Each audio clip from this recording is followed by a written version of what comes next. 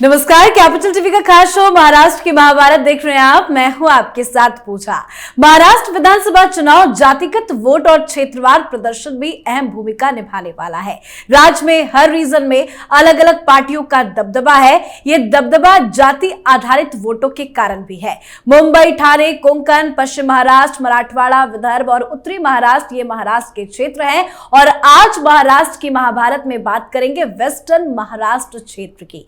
पश्चिमी महाराष्ट्र में विधानसभा की 70 सीटें हैं। इस बार चुनाव इस क्षेत्र पर काफी दिलचस्प नजर आ रहा है, क्योंकि 2022 में एनसीपी के विभाजन के बाद चाचा शरद पवार और भतीजे अजित पवार में तीखी लड़ाई देखने को मिल रही है। तो आज अपने शो में वेस्टर्न महाराष्ट्र के चुनावी सर्वे पर चर्चा करेंगे।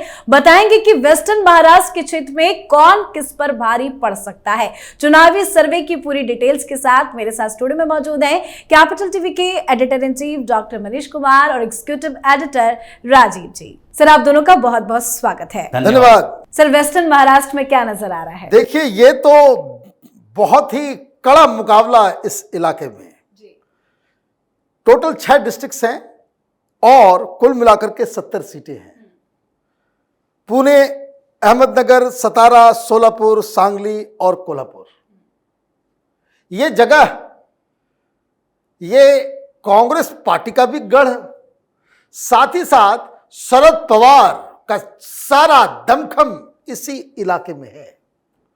और यहां से अगर पत्ता साफ हुआ तो आप ये समझिए कि फिर कई चुनाव तक कांग्रेस पार्टी और एनसीपी, शरद पवार की एनसीपी, वो फिर सत्ता का राह नहीं देख पाएगी। ये वो जगह है जहां ये महाविकास अघाड़ी फिसला तो फिर सारे परमुटेशन कॉम्बिनेशन इधर से उधर से, वो जो चुनाव के बाद जो गणित करने वाले जो खिलाड़ी होते हैं, सारी गणित जो है वो फेल हो जाएगी। और क्यों ना हो, अगर हम लोकसभा के चुनाव की बात करें तो ये वेस्टर्न महाराष्ट्र के अंदर 47% वोट जो है वो इंडिया अलायंस को मिला था। और एनडीए अलायंस पीछे नहीं, 43%, बहुत नजदीकी मामला था। सीटें 4 बीजेपी को आई और 6 इंडी गठबंधन को। लेकिन अगर पिछले विधानसभा चुनाव का आंकड़ा अगर हम देखें तो इसमें मालूम चलता है कि एनसीपी को 39.5% वोट्स मिले थे और 27 सीट शरद पवार जीते थे। मतलब पूरे महाराष्ट्र में जितनी सीटें वो लेकर के आए, वो अकेले इस रीजन से लेकर के आए। कोई 54 सीट पिछली बार एनसीपी जीत के आई थी जब अजित पवार साथ में थे। कांग्रेस पार्टी पिछली बार 20% वोट लेकर के आई थी और 12 सीट। तो ये जो कांग्रेस और एनसीपी अलायंस का जो सबसे ज्यादा सीटें अगर कहीं से आया तो ये वेस्टर्न महाराष्ट्र के अंदर से। बीजेपी को पिछली बार 26.8% वोट मिले थे और शिवसेना को मात्र 6% वोट, 5.56% वोट मिले थे। मतलब शिवसेना का भी ज्यादा कुछ है नहीं, लेकिन पुणे का इलाका है, वहां उद्धव से तो ज्यादा मनसे का जो है वहां प्रभाव है। तो खैर, ये कहानी पिछले चुनाव की थी। इस बार क्या होगा? इस बार जो सारा फोकस भारतीय जनता पार्टी का है और अजीत पवार को इसी शर्त पे इस गठबंधन में रखा गया है कि प्रभु थोड़ा कमाल दिखाओ, थोड़ा सा कुछ जो है इधर कुछ दिखाओ। और जो दिख रहा है, मैंने कहा है, जो मराठवाड़ा के इलाके में कुछ उस तरह के पत्रकारों से हमने बातचीत की, इधर तो बिल्कुल माहौल शरद पवार के खिलाफ, और खास करके वो रिटायरमेंट वगैरह जो कर रहे हैं, इसका इम्पैक्ट जो है वो ठीक उल्टा पड़ रहा है। मे बी उनसे एक मिसकैलकुलेशन हो गया, वो सोच रहे होंगे कि हम कुछ सिंपैथी कार्ड खेलेंगे, कुछ ड्रामा करेंगे, लोग जो है वापस हमारे साथ आएंगे। इसका इम्पैक्ट सीधे सीधे उल्टा नजर आ रहा है। बिल्कुल, इस बार परिस्थिति अलग है। अब शरद पवार के साथ अजीत पवार नहीं है, लेकिन क्या अजीत पवार कुछ कमाल दिखा पाएंगे या शरद पवार को यहाँ पे फायदा होगा? देखिए, अभी तो फायदा होता दिख रहा है। जिस तरीके से वेस्टर्न महाराष्ट्र में स्थितियां हैं, अभी तक शरद पवार पूरी तरह से खत्म नहीं हुए हैं। और यहाँ पूरे रीजन जितने हैं महाराष्ट्र के, उसमें वेस्टर्न महाराष्ट्र में शरद पवार की स्थिति और सब जगह से तो अच्छी ही रहेगी। और ये संभावना अभी दिख रही है। अभी के लिए जो स्थितियां बदल गई, शरद पवार इसलिए थोड़े छटपटाए हुए हैं कि किसी तरीके से लोकसभा चुनाव की तरह यहां भी लोग हमारे साथ आ जाएं और अजीत पवार को गद्दार साबित कर दें।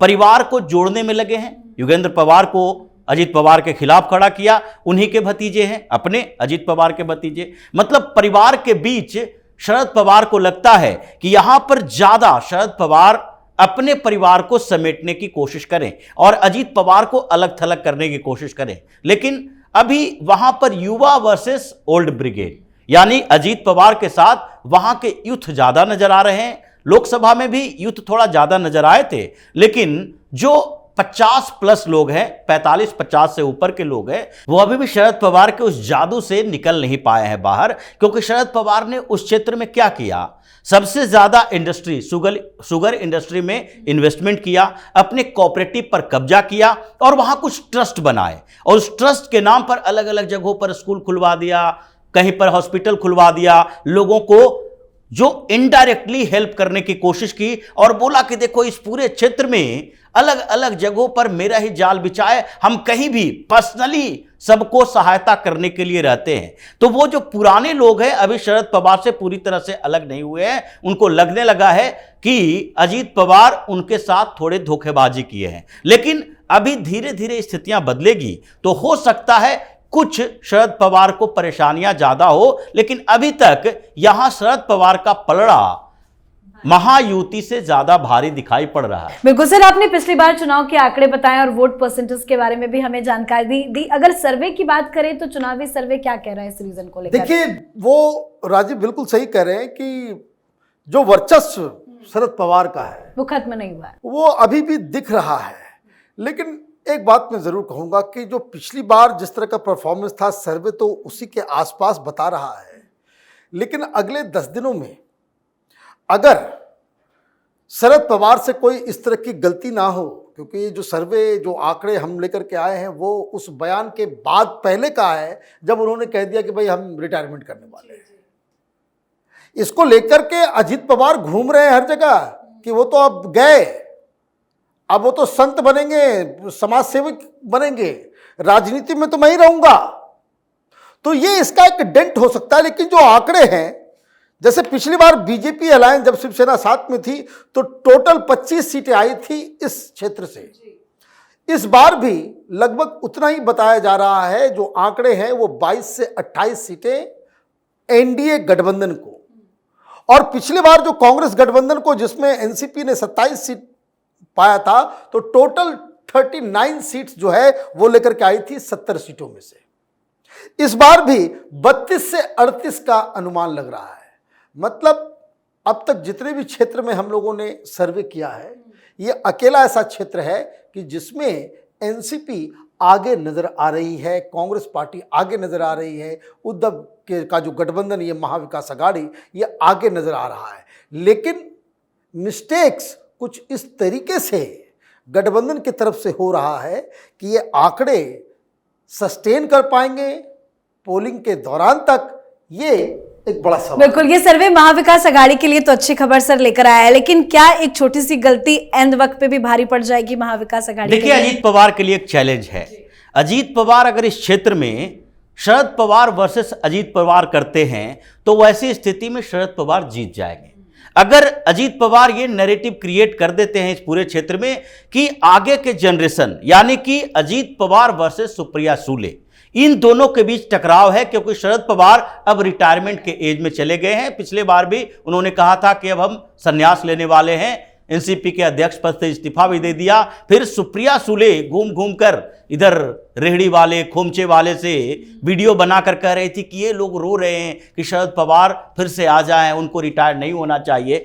अगर ये नैरेटिव क्रिएट हो गया कि सुप्रिया सुले आगे एनसीपी शरद चंद्र पवार यानी कि एनसीपी एसपी का नेतृत्व करने वाली है और इधर अजीत पवार करने वाले हैं, तो उसमें अजीत पवार भारी पड़ जाएंगे। शरद पवार को वो हरा सकते हैं, क्योंकि वहां पर अजीत पवार सुप्रिया सुले से ज्यादा बेहतर संगठन क्षमता वाले और ज्यादा काम करने वाले व्यक्ति माने जाते हैं। इसलिए अब अगले कुछ समय तक अजीत पवार के ऊपर डिपेंड करता है कि वो महायुति को इस क्षेत्र में कैसे बढ़त दिला पाए। बिल्कुल, अजीत पवार कोई बड़ा खेल कर दे, ये भी देखना दिलचस्प होगा। बहुत बहुत धन्यवाद सर आप दोनों का। धन्यवाद। तो पश्चिमी महाराष्ट्र में विधानसभा की करीब 70 सीटें हैं और इस बार के चुनावी सर्वे के मुताबिक 70 सीटों में एनडीए के खाते में 22 से 28 सीटें जा सकती है, तो वहीं महाविकास अघाड़ी को फायदा होता नजर आ रहा है। चुनावी सर्वे के मुताबिक वेस्टर्न महाराष्ट्र में अघाड़ी को 32 से 38 सीटें मिलने का अनुमान है और अन्य के खाते में 0 से 4 सीटें जा सकती है। तो इस चुनावी सर्वे पर आप अपनी राय कमेंट कर लिखें। देखते रहिए कैपिटल टीवी। नमस्कार।